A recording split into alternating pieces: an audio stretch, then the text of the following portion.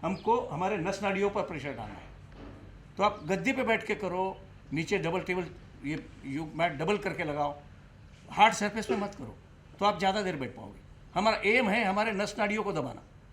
तो ये इसमें हमारा ब्लड सप्लाई नीचे नहीं जा रहा है, ब्लड सप्लाई ऊपर आ रहा है। तो ब्लड सप्लाई ऊपर आएगा, ऊपर ज़्यादा ऑक्सीजन मिलेगा, ज़्यादा एक्टिविटी होगी, और हमारा ऊपर का भाग जो है शरीर, जहाँ हमारे पूरे ऑर्गन्स है, पूरी सिस्टम है, उसको ज़्यादा ये मिलेगा। तो इस तरह आपको ये वज्रासन में बैठना है। और वज्रासन में इतना याद रखना है कि एडी पंजे के ऊपर पंजा मत लाइए, एडी को फैला कर रखिए, दोनों नितंबों को एडियों के बीच में रखिए और सामने घुटने मिलाकर रखिए, रीढ़ की हड्डी सीधी रखिए। तो वज्रासन का मेन वही है। बहुत लोग क्या करते हैं कि वज्रासन में पंजों के ऊपर पंजा लगा देते हैं, और पंजों के ऊपर पंजा लगाने से आपको एडियो में जो अंतर चाहिए वो एडियो में अंतर नहीं मिलता है, और फिर आपके नितंब जो है वो एडियो पे ठीक से नहीं बैठते। तो इसके लिए वो मेन ध्यान रखने की बात ये है कि हमारे पीछे पंजे मिले हुए हो और हमारे नितंब एडियो के बीच में फंसे हो, तो आपको पूरा प्रेशर मिलेगा। तो ये वज्रासन आप एक ही आसन ऐसा है कि जो आप 24 घंटे में भी कभी भी कर सकते हो। बाकी आसनों के लिए पेट खाली होना, 4 घंटे के बाद करना, खाना खाने के बाद नहीं करना, ये सब रिस्ट्रिक्शंस है। लेकिन वज्रासन ये एक ही आसन है कि आप 24 घंटे में खाली पेट हो, सोते समय हो, दोपहर में खाना खाते समय, कभी भी आप कर सकते हो। इससे वज्रासन में हमको ज़्यादा देर बैठना है। अब ज़्यादा देर बैठना है बोले तो कुछ ना कुछ क्रिया तो करनी पड़ेगी, क्योंकि ऐसा तो हमारा ज़्यादा समय नहीं जा सकता। तो मतलब मैं बाकी लोगों का कुछ पता नहीं, वज्रासन में मैं नेक एक्सरसाइज करवा रहा हूँ, क्योंकि हमने नेक एक्सरसाइज अभी की नहीं, और स्पॉन्डिलाइटिस के लिए या बाकी इस सर्वाइकल रीजन के हेल्थ के लिए नेक एक्सरसाइज ज़्यादा जरूरी है। तो नेक एक्सरसाइज इस आसन में कर लो।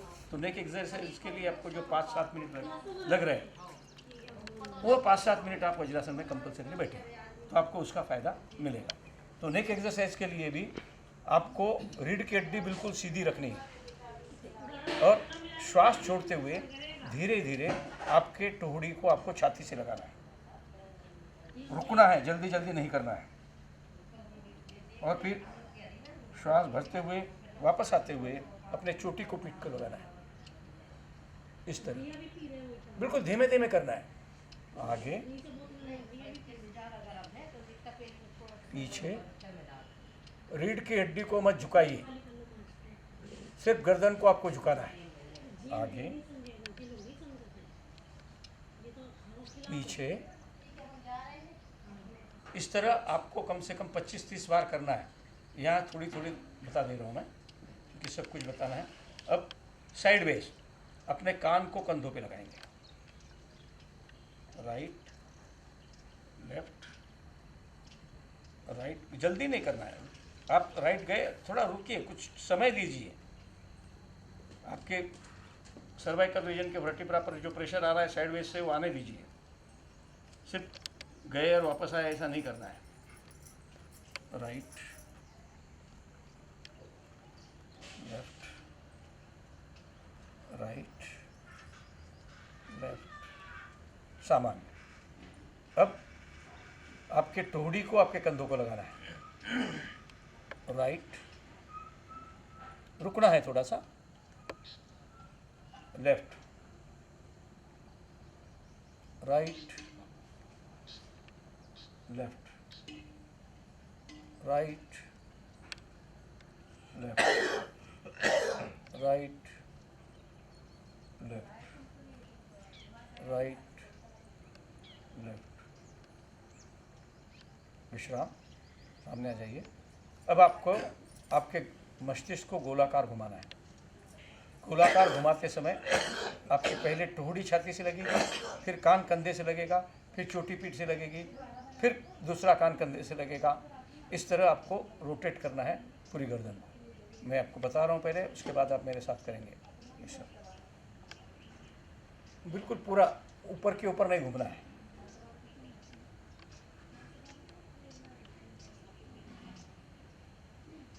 करिए सब लोग। रीढ़ की हड्डी को सीधा रखिए, रीढ़ की हड्डी को कुछ नहीं करना है।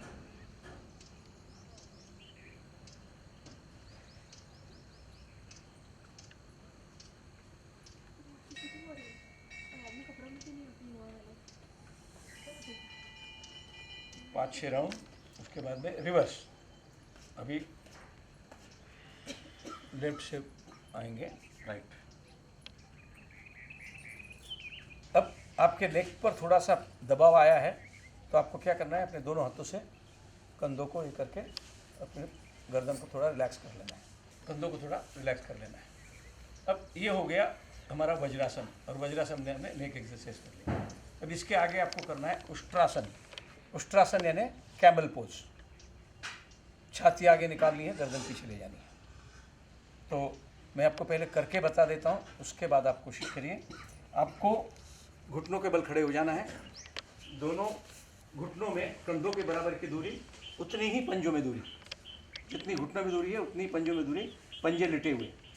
दोनों हाथों को अपने कमर पर रखिए, रीढ़ की हड्डी की तरफ आपके अंगूठे जाएंगे, पेट की तरफ आपके बाकी चारों उंगलियां आएंगी, और श्वास भरते हुए धीमे धीमे धीमे धीमे धीमे धीमे पीछे झुकेंगे आप, बिल्कुल धीमे धीमे, जितना झुक सकते हैं पीछे झुकिए, बिल्कुल धीमे धीमे धीमे धीमे झुकिए, और एक एक हाथ छोड़ के अपने एड़ी पे लगा लीजिए।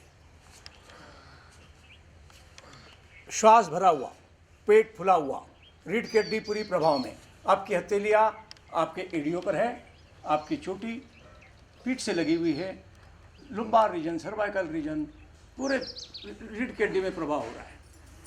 कमर दर्द वाले ज़रूर इसको करें, आपका कमर दर्द बिल्कुल दूर हो जाएगा। बहुत अच्छा आसन है। रुकिए थोड़ा सा, रुकिए, रुकने का महत्व है। पेट को आगे निकालिए, पेट को आगे निकालिए। This is capital D. Computer का जो डी रहता है वैसा शेप बन गया है आपका। फिर धीरे धीरे एक एक हाथ छोड़ के कमर पे लाइए, झटका नहीं, बिल्कुल धीमे धीमे, और फिर धीमे धीमे श्वास छोड़ते हुए ऊपर आएंगे, अपने एड़ियों को पंजों को मिलाते हुए वज्रासन में बैठ जाएंगे। एक बार और रिपीट करेंगे, मैं देखूंगा। हो जाइए घुटने के ऊपर, घुटनों के ऊपर खड़े हो जाइए। घुटनों में जितना अंतर है उतना ही अंतर अपने एड़ियों में। आप स्टैंडिंग मत रखिए अपने,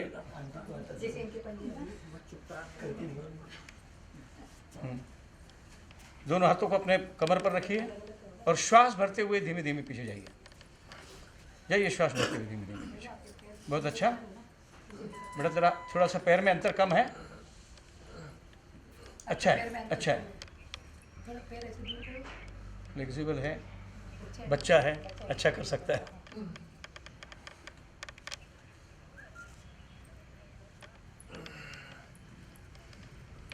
जितना कर सकते, ज़्यादा आपको क्या है, आप ज़्यादा आज कर लोगे फिर कल आओगे नहीं, परेशानी हो जाएगी। पेट को आगे निकालिए गौरव जी, थोड़ा सा आगे। हाँ। धीरे से वापस आ जाइए। धीरे से वापस आते समय एक एक हाथ उठा के कमर पे लाओ और फिर सीधा हो जाओ। आप यदि झटके से वापस आएंगे तो थोड़ा सा झटका बैठने का सवाल है। एक एक कोहनी जमीन पर लगाते हुए पीछे चले जाइए पहले, और फिर पूरी पीठ जमीन पर लगा दीजिए और हाथ पीछे।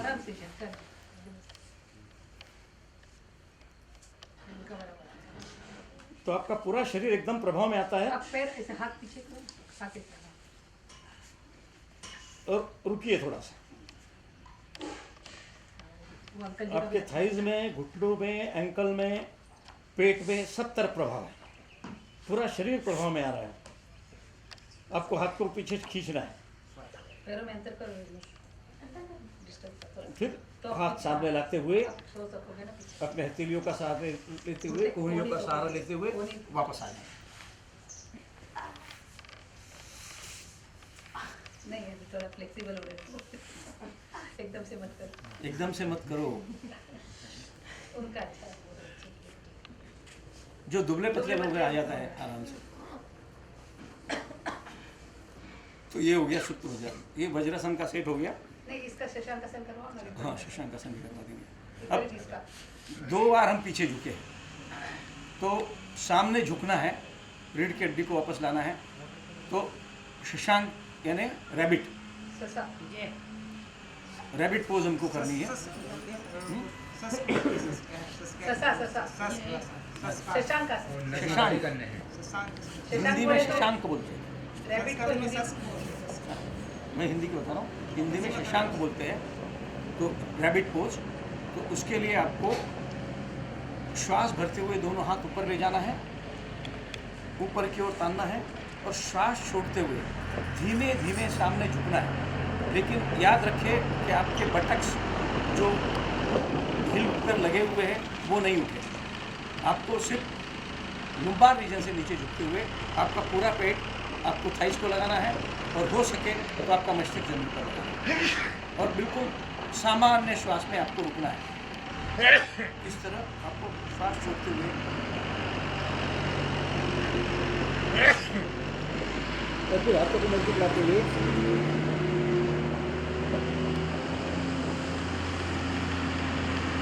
श्वास सामान्य, हाथ नजदीक ले लो घुटने के पास, हाथ ऐसा मोड़ के लेना।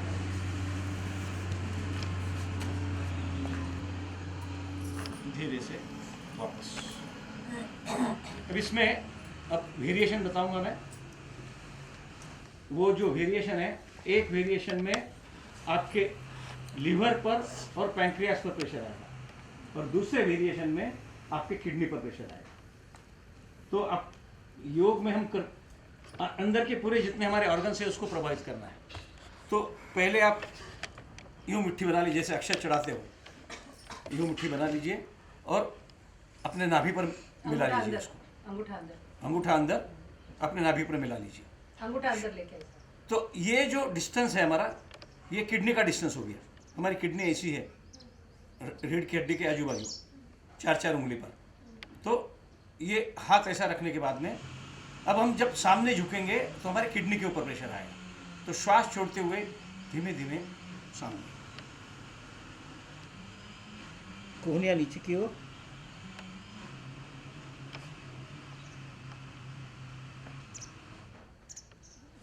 श्वास भरते हुए धीमे धीमे वापस।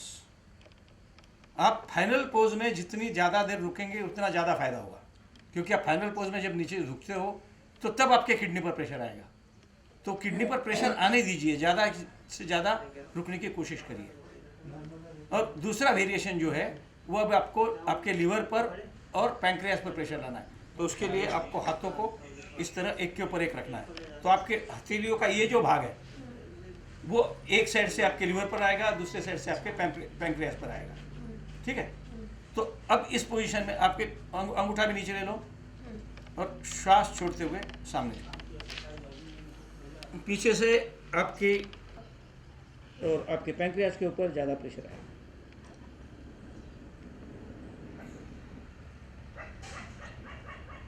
धीमे से वापस आ जाइए। तो मैं ये जो आपको बता रहा हूँ कि इधर आपका मन उधर ले जाओगे तो ही फायदा होने वाला है ज़्यादा। वैसे फायदा तो होगा, लेकिन जो आपको मन उसके साथ कोई भी क्रिया के साथ अपना मन जब लगाते हो तो उसका ज़्यादा फायदा मिलता है। तो जब मैं ये बोल रहा हूँ कि आपके पैंक्रियास के ऊपर प्रेशर आ रहा है, तो पैंक्रियास कहाँ है ये आपको पता है, तो पैंक्रियास की तरफ ध्यान दीजिए। लीवर के ऊपर प्रेशर आ रहा है, लीवर के ऊपर ध्यान दीजिए। किडनी के ऊपर प्रेशर आ रहा है, किडनी के ऊपर ध्यान दीजिए। तो ये आपको ज़रूर करना है। वज्रासन का ये पूरा सेट जो है ये 15 से 20 मिनट लेता है। तो ये डेली करने की ज़रूरत नहीं है। आप अभी डेली पूरे आसन करेंगे तो आपको 2 घंटे बस नहीं होंगे। तो अल्टरनेट, एक आज किया, दूसरा कल किया, तीसरा कल किया, ये हिसाब से अपना टाइम शेड्यूल आपको ये देना है। ये या नॉर्मली कम से कम 50 मिनट का शेड्यूल होता है। 50 मिनट के शेड्यूल में पहले 10 मिनट आप बॉडी रिलैक्स करने के लिए डालिए, जो पहले मैंने कमर के इसके ऊपर कम से कम 10 मिनट, फिर 15 से 20 मिनट, 25 मिनट तक आप आसन करिए जो अलग अलग करने हैं आपको, और आखिरी के 15 मिनट मिनिमम आपको प्राणायाम में डालना है। प्राणायाम आखिरी में होना है। प्राणायाम आखिरी में करना है। प्राणायाम आखिरी में इसके लिए करना है कि आप अभी जो आसन कर लिए, शरीर को आपने मेहनत दी है, तो आप क्लास खत्म होते समय आपको ऐसा नहीं लगना चाहिए कि मेरे को कुछ फटीग हुआ है या मैं कुछ थक गया हूँ। आपको बिल्कुल रिलैक्स होके फ्रेश होके आपको क्लास खत्म करनी है। तो आप जब प्राणायाम करेंगे तब आप रिलैक्स हो जाएंगे। आप पहले प्राणायाम करेंगे और बाद में ये करेंगे आसन, तो आसन करके आप थक जाओगे, बाद में घर जाते समय आपको फटीग लगेगा और बाद में फिर काम में उतना उत्साह नहीं आएगा। लेकिन बाद में 15 मिनट 20 मिनट जब आसन करेंगे, ध्यान करेंगे, ओम का उच्चारण करेंगे, तो आपकी बॉडी रिलैक्स हो जाएगी और आप जब घर जाओगे तो जब आप अपने रूटीन पे लग जाएंगे तो फ्रेश हो जाएंगे। इसके लिए कभी भी प्राणायाम आखिरी में करना चाहिए। तो प्राणायाम करने में आपका माइंड भी रिलैक्स होता है और बॉडी भी रिलैक्स हो जाती है। तो हम चलेंगे प्राणायाम की तरफ। प्राणायाम में आपको जिस आसन में भी बैठना है उस आसन में बैठिए, जिस आसन में भी बैठना है उस आसन में बैठिए। अब प्राणायाम में सबसे पहले क्या करना है, डीप ब्रीदिंग, मतलब लंबा गहरा श्वास भरना है और लंबा धीरे धीरे आपको श्वास छोड़ना है। जितने समय में आपने श्वास भरा है उतने समय में ही श्वास छोड़ना है, एकदम से श्वास छोड़ना नहीं है। एकदम से श्वास छोड़ने में आपके लंग्स पर बैड इफेक्ट्स आते हैं। क्योंकि आप इमेजिन करिए एक बलून है, बलून को हमने फुला दिया है, तो जब एकदम से हवा छोड़ते हैं तो बलून क्रम्पल हो जाता है। वैसे ही हमारे जब हम लंबा गहरा श्वास भरते हैं तो हम लंग्स को फुला लेते हैं। लंग्स के सारे सेल बिल्कुल सॉफ्ट है तो उसको फुला लेते हैं और उसका हम प्रेशर धीरे धीरे रिलीज करेंगे तो उसके ऊपर बैड इफेक्ट नहीं आएगा।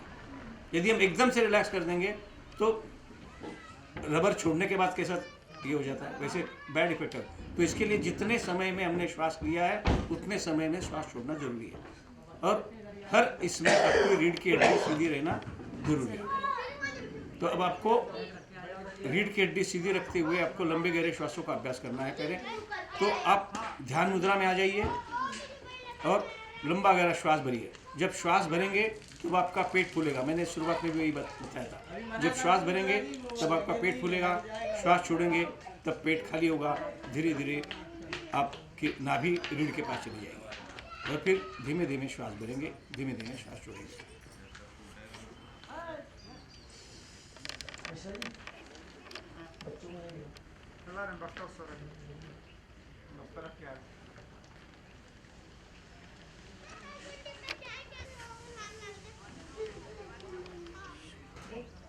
अनुलोम विलोम प्राणायाम में आप धीमे धीमे श्वास लेते हो तो पहले आप लेफ्ट नासिका खोलेंगे और लेफ्ट नासिका से श्वास भरेंगे।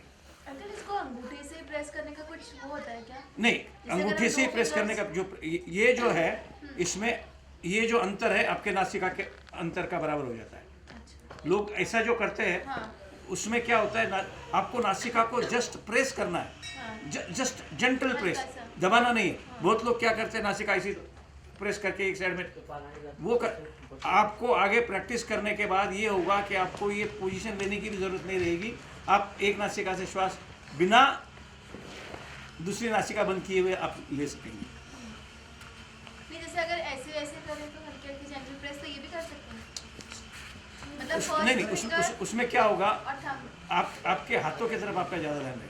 ये जो है आप जेंटल बिल्कुल प्रेस करेंगे तो बिल्कुल उसमें कंसंट्रेशन नहीं रहेगा आपका, उंगली चेंज करने में कंसंट्रेशन रहेगा। हाँ, ये करते रहेंगे तो आपको उंगली चेंज करना है। लेके तो एक नासिका से श्वास भरिए और दूसरी नासिका से श्वास छोड़िए। जितनी देर में श्वास भरा है उतनी देर में ही छोड़िए। आपको शुरुआत में मन ही मन आप 1 से 10 तक काउंट करिए। और जब स्टार्ट करेंगे तो राइट नोस्ट्रल से करना है कि राइट लेफ्ट कोई भी कर सकते हैं। जनरली सर्दियों में आप राइट से शुरू करेंगे, लेफ्ट से छोड़ेंगे, और गर्मियों में लेफ्ट से शुरू करेंगे, राइट से छोड़ेंगे। हाँ, लेफ्ट से जो श्वास आती है वो ठंडी होती है, राइट से आती है वो गर्म होती है। राइट से गर्म होती है। राइट से गर्म होती है। तो आपको सर्दियों में राइट से लेना है, शुरुआत करना है। बाकी आगे तो अपना नॉर्मल हो जाता है, लेकिन पहली श्वास का ही है। तो राइट से शुरू करके लेफ्ट से छोड़ना है, फिर लेफ्ट से लेकर राइट से छोड़ना है। तो आपको ये रीढ़ की हड्डी सीधी हर जगह।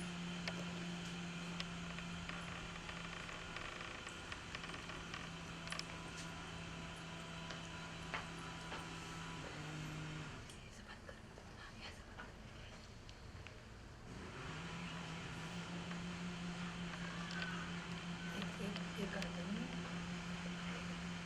करायचं बंद करायचं, एक श्वास घ्यायचा, मग हे करायचं, हे सोडायचं, श्वास घ्यायचा.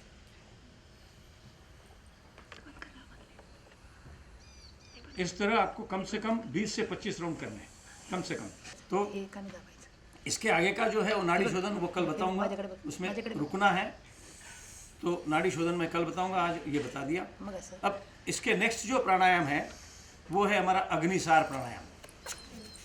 तो अग्निसार प्राणायाम में हमारी पूरी डाइजेस्टिव सिस्टम प्रभाव में आती है, डाइजेस्टिव सिस्टम की पूरी मसाज हो जाती है। अब एका बाजूला ठेवायचं नाकावर. कन्फ्यूजन लोगों का, बहुत लोगों का अग्निसार और कपालभाति में होता है। ऊपर तिकडून घ्यायचं. अग्निसार और कपालभाति को मैं दोनों अलग अलग पहले आपको बता देता हूँ।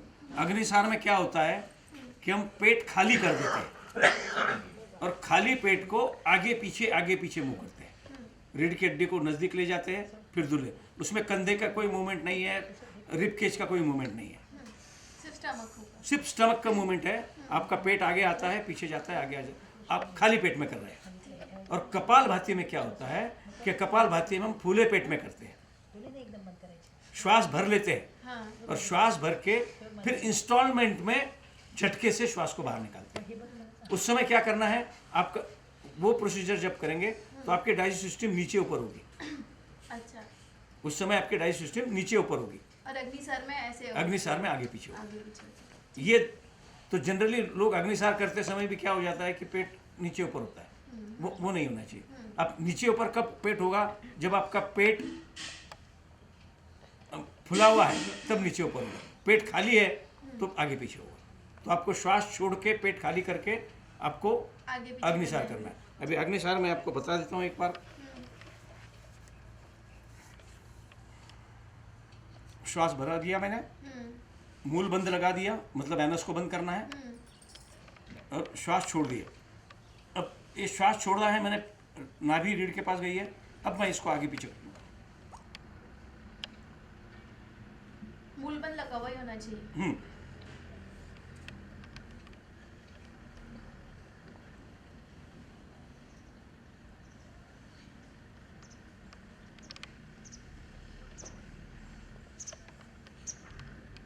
तो इतना ये प्रोसीजर आप जितनी देर कर सकते उतनी देर करिए। और इसके बाद कपालभाति जो है वो भी बता देता हूँ मैं साथ में। अब पेट फुला हुआ है,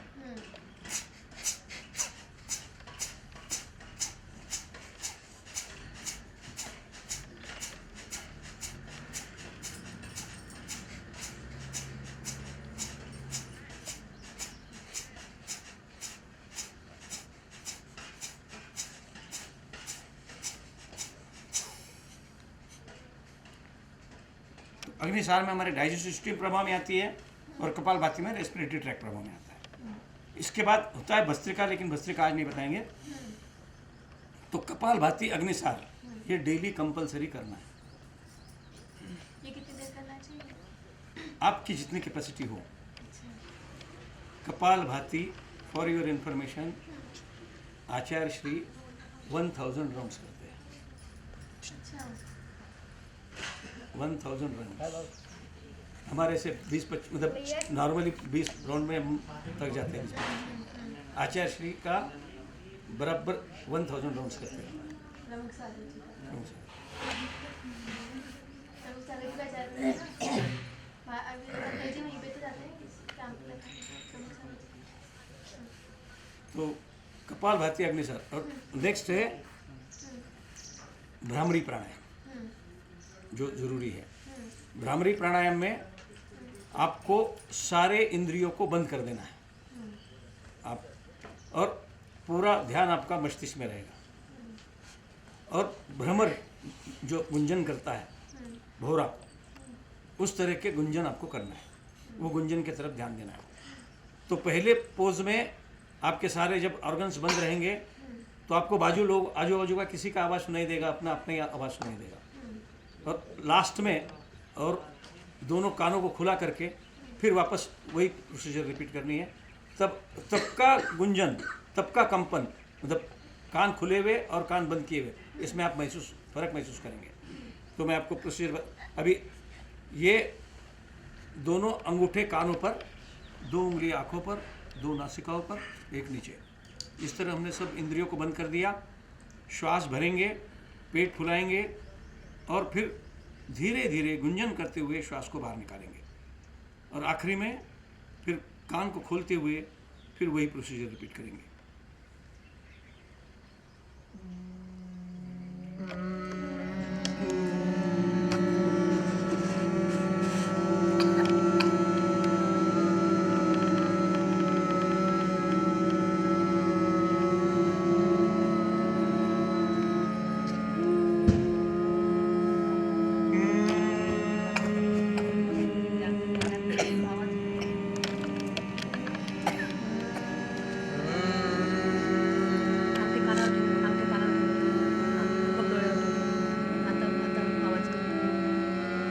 कसा आवाज करतो हां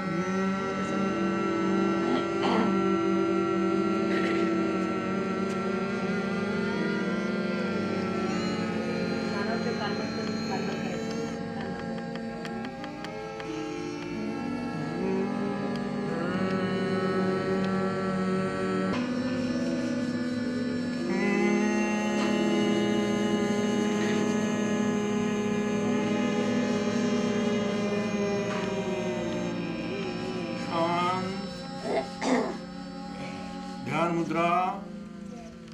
आपके मस्तिष्क में जो प्रभाव हुआ है, आपके ब्रेन के जो सेल कंपायमान हुए हैं, उसकी तरफ ध्यान दीजिए। आपका पूरा ध्यान मस्तिष्क पर, सहस्त्रार चक्र पर, top most part of the brain. आंखें कोमलता से बंद, ध्यान पूरा आपके मस्तिष्क पर। शांत हो जाइए।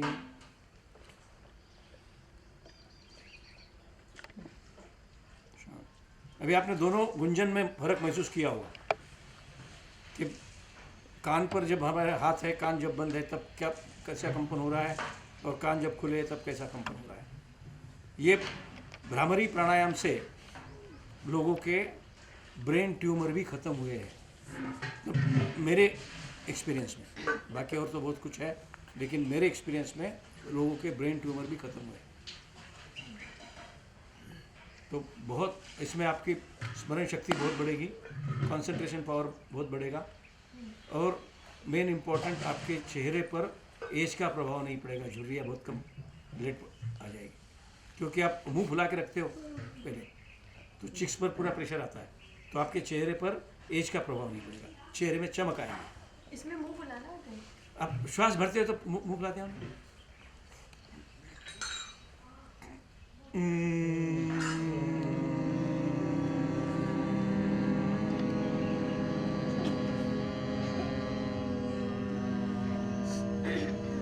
जब पूरा श्वास भरने का है, पूरा श्वास भरने के साथ मुंह भी आप भर लेते हो, तो जितना लंबा श्वास भरेंगे उतना ज़्यादा आपका गुंजन चलेगा। गुंजन चलने में उतना ये रहेगा, तो वो हिसाब से अब तो उसमें आपके चेहरे पर पूरा चिक्स पर प्रभाव आ जाता है। और हम एकदम से उसको टेंशन देके जब धीरे धीरे श्वास छोड़ते हैं तो धीरे धीरे प्रेशर कम होता है। जैसे मैंने लंग्स का समझा वैसे चिक्स का भी हो जाएगा कि एकदम से प्रेशर रिलीज नहीं होगा, तो आपके चेहरे पर चमक आएगी। बहुत अच्छा ये है। अब चलिए हम 3 बार, अब 5 बार, मैं 2 बार बोलूँगा, उसके बाद आप 3 बार बोलेंगे। 3 बार लंबे गहरे ओम मंत्र। उस समय आपका ध्यान रीढ़ की हड्डी से मस्तिष्क तक जाएगा, मकार में मस्तिष्क में रहेगा। उसके बाद 3 बार मध्यम ओम मंत्र। मध्यम ओम मंत्र के समय आपका ध्यान कंठ से, विशुद्धि चक्र से सहस्त्रार चक्र तक जाएगा। और तीसरा बिल्कुल छोटे छोटे ओम मंत्र, उस समय आपका ध्यान सिर्फ सहस्त्रार चक्र पर ही रहेगा। 3 अलग अलग ओम मंत्र है, तीनों का अलग अलग प्रभाव है। आपको मेनली पूरे रीढ़ की हड्डी पर आपको प्रभाव डालना है और आपको सेक्शनल ब्रीदिंग जिसको कहते हैं वैसा हो जाएगा। पहले आप नाभि से ऊपर ब्रीदिंग करेंगे, फिर कंठ से ऊपर करेंगे और फिर से कंठ में मतलब आपका ये रहेगा ध्यान। तो 5 बार पहले लंबे गहरे, मैं 2 बार करूँगा, उसके बाद आप मेरे साथ 3 बार करेंगे, फिर 5 बार छोटे, फिर 5 बार मतलब मध्यम और फिर छोटे। लीजिए स्थिति।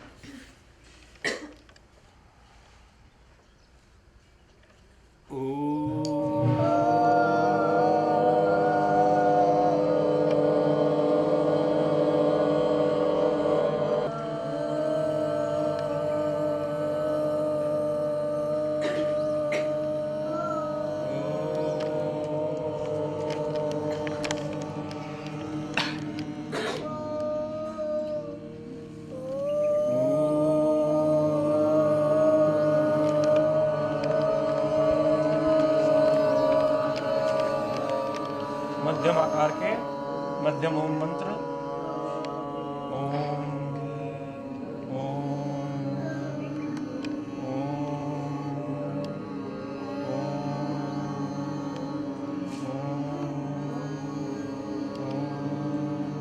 मनी मन। दोनों हाथों को मलते हुए उष्मा को पैदा करिए। इस उष्मा को अपने चेहरे पर, पूरे मस्तिष्क पर 3 बार करिए क्रिया।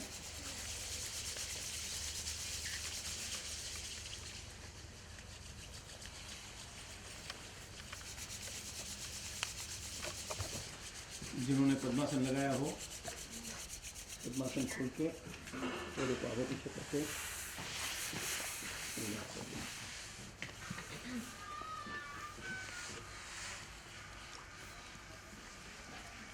सभी को जय जिनेन्द्र।